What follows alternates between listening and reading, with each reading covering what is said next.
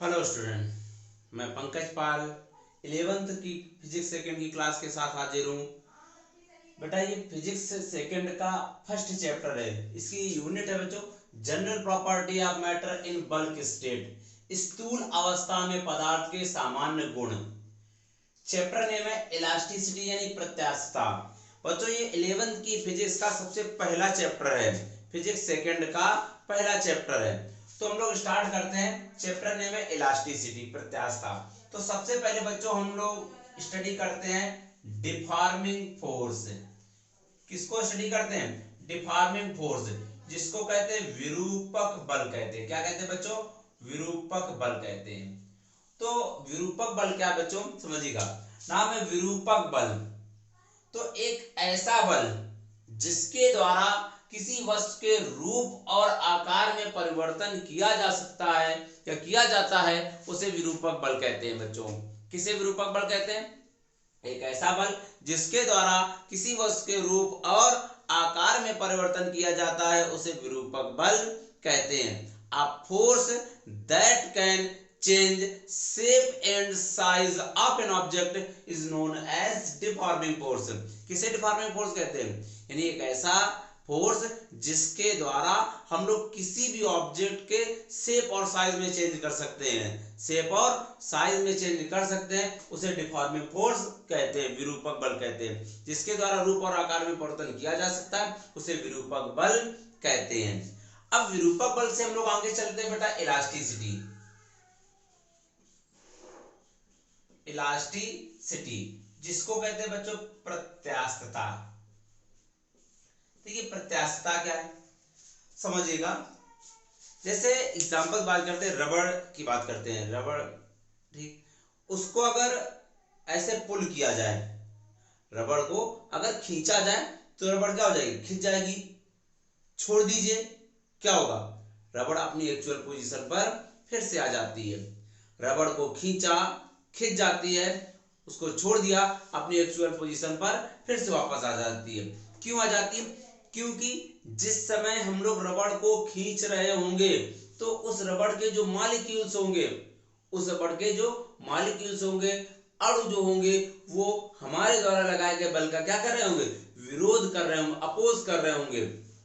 Oppose करने की इसी प्रॉपर्टी को हम लोग क्या कहते हैं? प्रत्यास्थता कहते हैं। तो प्रत्यास्थता किसी वस्तु का वह गुण होता है, प्रत्यास्थता किसी वस्तु का वह गुण होता है जिसके कारण वस्तु अपने ऊपर लगाए गए विरूपक बल का विरोध करती है। क्या आपको बताएगा प्रत्यास्थता? प्रत्यास्थता किसी वस्तु का वह गुण होता है जिसके कारण वस्तु अपने ऊपर लगाए गए विरूपक बल का विरोध करती है। आप इसको भी ऐसे भी कह सकते हैं कि प्रत्यास्थता किसी वस्तु का वह गुण होता है जिसके कारण वस्तु अपने रूप और आकार परिवर्तन का विरोध करती है। भाई विरूपक बल क्या होता है? जो रूप और आकार को बदल दे, और रूप और आकार के विरोध करने के गुण को ही प्रत्यास्थता कहते हैं। तो क्या प्रत्यास्थता बच्चों? कि प्रत्यास्थता किसी वस्तु का वह गुण होता है जिसके कारण वस्तु अपने रूप और आकार परिवर्तन का विरोध करती है। यानी elasticity is a property of substance. Elasticity is a property of substance in which it oppose shape and size change. It oppose shape and size change, यानी एक ऐसा गुण जिसके कारण वस्तु अपने रूप और आकार परिवर्तन का विरोध करे, शेप और साइज के चेंज होने का अपोज करे, उस प्रॉपर्टी को हम लोग क्या कहेंगे बच्चों? इलास्टिसिटी कहेंगे। क्लियर? तो इलास्टिसिटी क्लियर, यानी इलास्टिसिटी एक ऐसी प्रॉपर्टी जिसमें ऑब्जेक्ट अपने शेप और साइज के चेंज होने का अपोज करता है। अब बात आती है, इसके बाद स्ट्रेन की बात करते हैं। स्ट्रेन, विकृति। स्ट्रेन की बात करते हैं। विकृति क्या होती है बच्चों समझिएगा। देखिए विकृति को ऐसे समझिए, विकृति का मतलब कब उत्पन्न होगा? विकृति तो स्ट्रेन कब प्रोड्यूस होगी?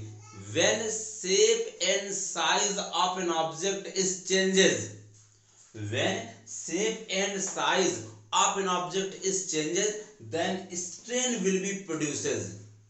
जब किसी वस्तु के आकार में परिवर्तन होता है, किसमें बच्चों? जब किसी वस्तु के आकार में परिवर्तन होता है तो इस अवस्था में विकृति की उत्पत्ति होती है। कब विकृति उत्पन्न होती है?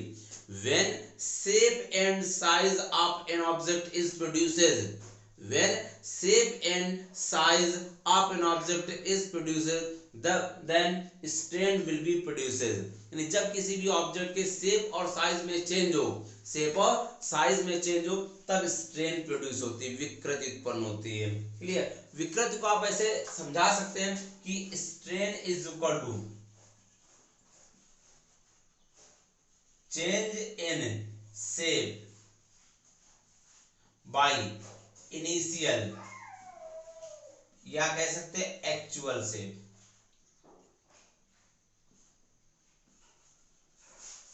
यानी आकार में परिवर्तन, रूप में परिवर्तन भी कह सकते हैं, आकार में परिवर्तन बटे वास्तविक आकार। ये बेटा स्ट्रेन यानी विकृति। तो विकृति कब उत्पन्न होगा? जब वस्तु के आकार में परिवर्तन होगा, यानी when shape and size of an object is changes then strain will be produced। Clear? कि जब आकार में परिवर्तन होगा तब आपको स्ट्रेन यानी विकृति उत्पन्न होगी। अब हम लोग चलते हैं विकृति के प्रकार के बारे में। देखिए, तो विकृति के प्रकार की बात करते हैं, स्ट्रेन की बात करते हैं। स्ट्रेन, विकृति। देखिए, विकृति आपकी 3 प्रकार की होती है। स्ट्रेन जो होती है बच्चों 3 टाइप की होती है। कौन कौन सी टाइप की स्ट्रेन होती है समझिएगा। सबसे पहली स्ट्रेन होगी बेटा लॉन्गिट्यूडिनल स्ट्रेन। पहली कौन सी होगी? Longitudinal strain. इसको कहते हैं अनुदैर्ध्य या रेखीय विकृति। अनुदैर्ध्य या रेखीय विकृति, ठीक है। दूसरा अविलंब या आयतन विकृति,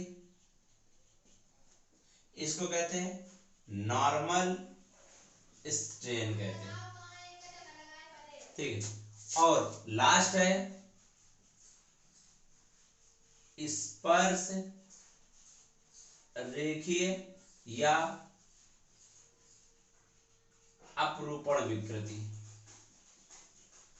इसको कहते हैं शियरिंग स्ट्रेन कहते हैं। आप इसको लॉन्गिट्यूडिनल स्ट्रेन को लीनियर स्ट्रेन भी कह सकते हैं। तो स्ट्रेन के बारे में बता रहे हैं। स्ट्रेन बच्चों कितने टाइप की होती है? तो स्ट्रेन आपकी 3 टाइप की होती है। विकृतियां जो है 3 प्रकार की होती हैं। अनुदैर्ध्य या रेखीय विकृति, अविलंब या आयतन विकृति, स्पर्श रेखीय या अपरूपण विकृति। अनुदैर्ध्य विकृति को कहते हैं लॉन्गिट्यूडिनल या लीनियर स्ट्रेन। लॉन्गिट्यूडिनल या लीनियर स्ट्रेन। अविलंब या आयतन विकृति को नॉर्मल स्ट्रेन कहते हैं और इसको सीरिंग स्ट्रेन कहते हैं। क्या कहते हैं? सीरिंग स्ट्रेन कहते हैं। अब बात आती है कि अनुदैर्ध्य विकृति क्या होती है, समझिएगा भाई। विकृति यानी स्ट्रेन हमने बताया क्या होता है बच्चों, कि जब ऑब्जेक्ट के शेप और साइज में चेंज होता है, जब शेप और साइज मतलब आकार में परिवर्तन होता है तो इस अवस्था में विकृति उत्पन्न होती है। अब बात आती है अनुदैर्ध्य विकृति कब उत्पन्न होगी, तो समझिएगा अनुदैर्ध्य विकृति कब उत्पन्न होगी? when length of an object is changes, जब किसी वस्तु के आकार में परिवर्तन होता है, किसमें? सॉरी, लंबाई में। जब किसी वस्तु के लंबाई में परिवर्तन होता है, लेंथ में चेंज होता है, तो लीनियर स्ट्रेन मतलब रेखीय विकृति उत्पन्न होती है। कब रेखीय विकृति उत्पन्न होती है? when length of an object is changes then linear or longitudinal strain will be produced। जब लंबाई में परिवर्तन होता है तो लॉन्गिट्यूडिनल स्ट्रेन प्रोड्यूस होती है। और इसी प्रकार जब आयतन में परिवर्तन होता है, किसमें बच्चों? आयतन में परिवर्तन होता है तो क्या होगा? अविलंब आयतन विकृति उत्पन्न होती है। Means when volume of a in volume of an object is changes, then normal strain will be produced. And स्पर्श रेखी विकृत क्या कि जब एक सरफेस, एक कोई 3 डायमेंशनल क्वांटिटी है या सब्सटेंस है, तो 3 डायमेंशनल सब्सटेंस के एक सरफेस की लेंथ में, जैसे घन या घनाभ है, उसके एक सरफेस के एंगुलर लेंथ चेंज होती है, मतलब कोणीय लंबाई होती है, कोण की लंबाई में चेंज होती है, तो स्पर्श रेखी विकृति उत्पन्न होती है। तो अब हम आपको बता रहे, देखिए जैसे लीनियर स्ट्रेन क्या है, हमने कहा linear strain is equal to change in length by initial length. किसी वस्तु की लंबाई में होने वाले परिवर्तन और उसकी प्रारंभिक लंबाई के अनुपात को अनुदैर्ध्य और या रेखीय विकृति कहते हैं। किसे अनुदैर्ध्य कहते हैं, फिर समझिए। डेल्टा मतलब चेंज, परिवर्तन, एल मतलब लंबाई में परिवर्तन बटे प्रारंभिक लंबाई, यानी change in length by initial length, इनके रेशियो को लीनियर स्ट्रेन कहते हैं। तो किसे लीनियर स्ट्रेन कहते हैं? The ratio of change in length to the actual length, the ratio of change in length to the actual length या initial length of an object is known as linear strain. किसे linear strain कहते हैं? यानी लंबाई में परिवर्तन, किसी वस्तु की लंबाई में होने वाले परिवर्तन और प्रारंभिक लंबाई के अनुपात को अनुदैर्ध्य या रेखीय विकृति कहते हैं। ठीक, इसकी दूसरी डिफिनेशन भी बता सकते हैं। कैसे? अगर एल को यूनिट कंसीडर किया जाए, इसको यूनिट, अगर एल को यूनिट कंसीडर किया जाए, ठीक, तो क्या डिफिनेशन कि एकांक लंबाई में होने वाले भिन्नात्मक क्यों? भिन्न संख्या, रेशियो है, ठीक। तो एकांक लंबाई में होने वाले भिन्नात्मक परिवर्तन को अनुदैर्ध्य या रेखीय विकृति कहते हैं। किसको बच्चों? एकांक लंबाई में होने वाले भिन्नात्मक परिवर्तन को, एकांक लंबाई में होने वाले भिन्नात्मक परिवर्तन को अनुदैर्ध्य या रेखीय विकृति कहते हैं। क्लियर? एकांक लंबाई में होने वाले भिन्नात्मक परिवर्तन को अनुदैर्ध्य या रेखीय विकृति कहते हैं। Means the rate of change in length with respect to its initial length, या change in the ratio of change in length of unit length object is known as linear strain। यानी लेंथ में change और initial length के ratio को क्या कहते हैं हम लोग? लीनियर स्ट्रेन कहते हैं। इसकी यूनिट की बात करते हैं बच्चों, तो यूनिट की बात करें तो यूनिट क्या हो? डेल्टा एल मतलब मीटर बाई एल, मीटर कट जाएगा 9 यूनिट, इसकी कोई यूनिट नहीं होती है। अब वॉल्यूम स्ट्रेन की बात करते हैं हम लोग, नॉर्मल स्ट्रेन जिसको कहते हैं। समझ में? लीनियर स्ट्रेन का produce change in length by initial length, लंबाई में परिवर्तन बटे प्रारंभिक लंबाई। अविलंब क्या? इसी प्रकार नॉर्मल स्ट्रेन क्या होगा बच्चों? Normal strain change in volume by initial volume. Definition क्या होगी?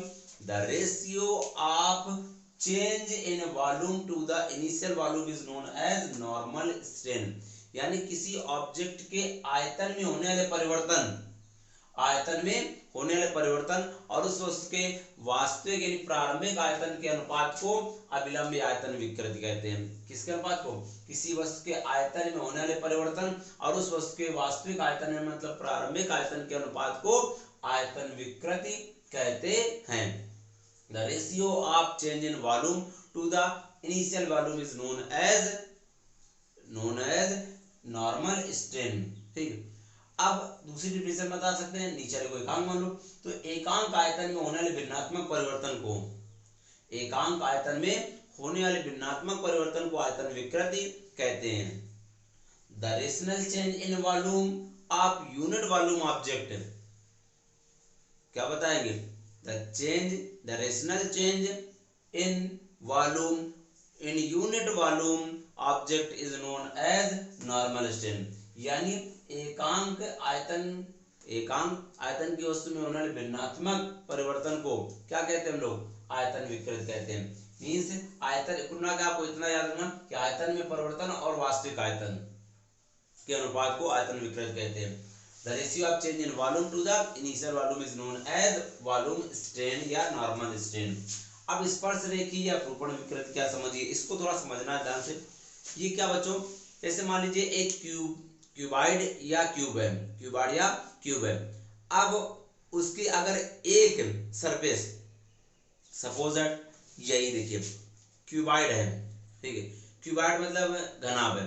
अगर इसकी एक सरफेस की लेंथ चेंज हो जाए तो देखिए, जैसे मान लीजिए ये समझिएगा, ये सरफेस की लेंथ चेंज हो गई, बढ़ गई। अभी ये कंडीशन थी, कम थी लेंथ, इसकी लेंथ कम थी, अब थोड़ी सी लेंथ बढ़ जाए तो एक एंगुलर लेंथ चेंज तो हो रही, एंगल के हिसाब से चेंज हो रही, एंगुलर कोण जिसको कोणी कहते, कोणी लेंथ चेंज हो रही कि नहीं, तो कोणी यानी एंगुलर लेंथ चेंज हो रही, तो इस कंडीशन में एंगुलर या शीयरिंग स्ट्रेन प्रोड्यूस होती क्या, ये भी लंबाई में परिवर्तन होते हैं, लंबाई में परिवर्तन बटे प्रारंभिक लंबाई, लंबाई में परिवर्तन बटे प्रारंभिक लंबाई, लेकिन किस बेस में, किसी त्रिविमीय आकृति, थर्ड डायमेंशन, त्रिविमीय आकृति के एक पृष्ठ की लंबाई में होने वाले परिवर्तन, लंबाई में होने वाले परिवर्तन और उस पृष्ठ की वास्तविक यानी प्रारंभिक लंबाई के अनुपात को स्पर्श रेखी या अपरूपण विकृत कहते हैं। फिर सुनिए, पहले लंबाई ये थी बच्चों, मान लीजिए 10 सेंटीमीटर, मान लीजिए 10 सेंटीमीटर, आप क्या लंबाई चेंज हो गई इसकी एक सरफेस की, देख रहे एक सरफेस की लंबाई से इसकी चेंज नहीं हुई है, ठीक है, और सिर्फ इसकी चेंज हो कितनी हो गई अब 11 सेंटीमीटर। तो आपको क्या हो जाएगा, 1 सेंटीमीटर चेंज हुई, 10 थी पहले 10 थी, अब 1 सेंटीमीटर इंक्रीज हो गई है, तो क्या हो जाएगा, चेंज इन लेंथ 1/10, ये शीयरिंग स्ट्रेन आ जाए। तो किसी त्रिविमीय आकृति के एक पृष्ठ की लंबाई में होने वाले परिवर्तन और उस पृष्ठ की प्रारंभिक लंबाई के अनुपात को स्पर्श रेखी या अपरूपण विकृत कहते हैं। Change in length of one surface, change in length of one surface of three dimensional object by initial length is known as shearing strain. Clear, the ratio of change in length of three-dimensional object to the initial length of that object is known as स्पर्श रेखी means shearing strain. Clear है, तो ये आपको बताया गया कि length change हो तो क्या होगा लॉन्गिट्यूडनल, वॉल्यूम चेंज हो तो नॉर्मल, इसी प्रकार अगर एक सरफेस की लेंथ चेंज हो तो आपको स्पर्श रेखी या अपरूपण, जिसको आप लोग क्या कहते हैं शीयरिंग स्ट्रेन कहते हैं। क्लियर है, तो ये आपको स्ट्रेन के बारे में जानकारी होगी। नेक्स्ट टर्न पर आपको स्ट्रेस के बारे में जानकारी दी जाएगी।